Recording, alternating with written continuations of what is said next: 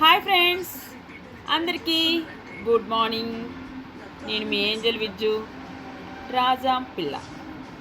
ఈరోజు మా అమ్మ రుచుల్లో కర్రీ ఏంటో తెలుసా? బాయిల్డ్ ఎగ్స్ మిల్ మేకర్ అంటే తెలుసు కదా, సోయాబీన్ బిర్యానీలో వేస్తాం కదా, అవి గుడ్లతో కలిసి ఎలా వండాలి అనేది చూపిస్తాం మీకు. రండి, ఓకేనా? కమాన్. హాయ్ ఫ్రెండ్స్, అందరికీ గుడ్ మార్నింగ్.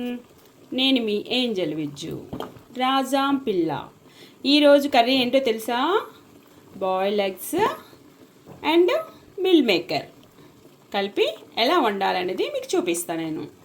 మిల్ మేకర్స్ ఇవి హాట్ వాటర్లో వేసి కాసేపు నానబెట్టి తీసేసి గట్టిగా పిండి పక్కన పెట్టుకున్నా. ఇవన్నీ మిల్ మేకర్స్ అన్నమాట.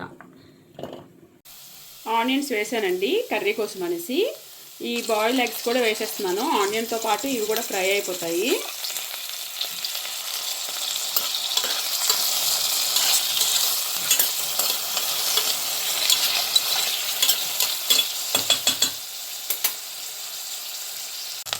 ఆనియన్స్ అయితే రెడ్గా వేగాయి కాబట్టి నేను కొంచెం పసుపు వేస్తున్నాను. ధనియాల పొడి కూడా వేసేస్తున్నాను.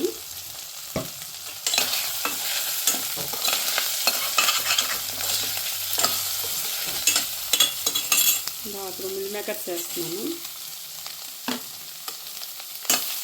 ఇవి కొంచెం ఒక 5 మినిట్స్ వేగాలి, ఎందుకంటే కొంచెం పచ్చివాసన పోవాలి కదా మిల్ మేకరు. అందుకని కొంచెం ఒక 5 మినిట్స్ వేగితే పచ్చివాసన పోతుంది. ఒక 5 మినిట్స్ వేగేంత వరకు మూత పెట్టాలి.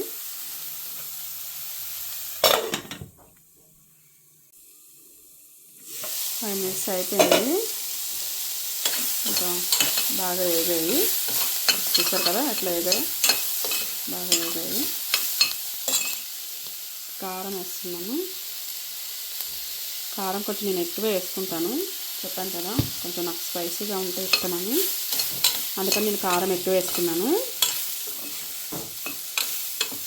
మిల్ మేకర్ వాటర్ అంతా పీల్చేస్తుంది కదా, ఆయిల్ కూడా పీల్చేస్తుంది అనమాట. అసలు ఆయిల్ నేను ఎక్కువ వేయలేదు, బట్ ఆయిల్ కూడా పీల్చేస్తుంది. ఇంకా మనం సరిపడా వాటర్ పోసుకుందాం ఇప్పుడు ఇందులో.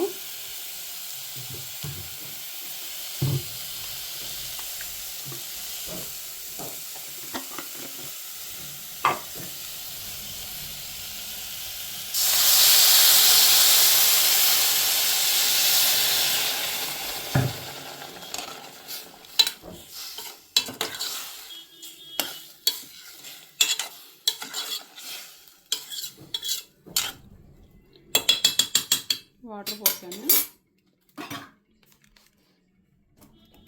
ఇంకా సాల్ట్ వేస్తున్నాను. ఇప్పుడు కొంచెం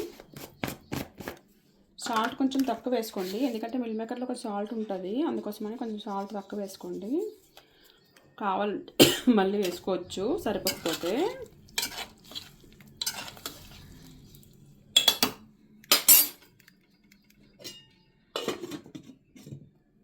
టేస్ట్ కోసం అని చెప్పేసి ఒక టమాటా వేస్తున్నానండి, కట్ చేసేసి మిషన్లో కట్ చేసిన టమాటాని.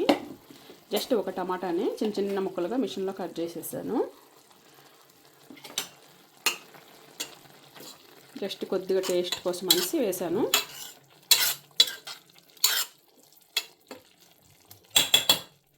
ఇంకా వాటర్ దగ్గరికి అయిపోతే టమాటా కూడా మెత్తగా అయిపోతుంది, దించవచ్చు.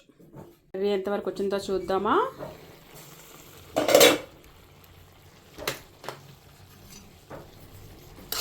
ఇంకొంచెం వాటర్ ఉంది, అంటే నేను సిమ్లో పెట్టాను కదా ఇప్పటి వరకు, టమాటా కూడా మగ్గాలని. ఇంకా టమాటా మంచిగా అయిపోయింది కాబట్టి ఇప్పుడు కొంచెం ఫాస్ట్గా పెట్టేస్తాను. ఫాస్ట్ చేశాను, ఒక 5 మినిట్స్లో అయిపోతుంది. అయిపోయింది కర్రీ, దగ్గరికి వచ్చింది కదా. కొంచెం మసాలా వేసుకొని దించుకుందాం.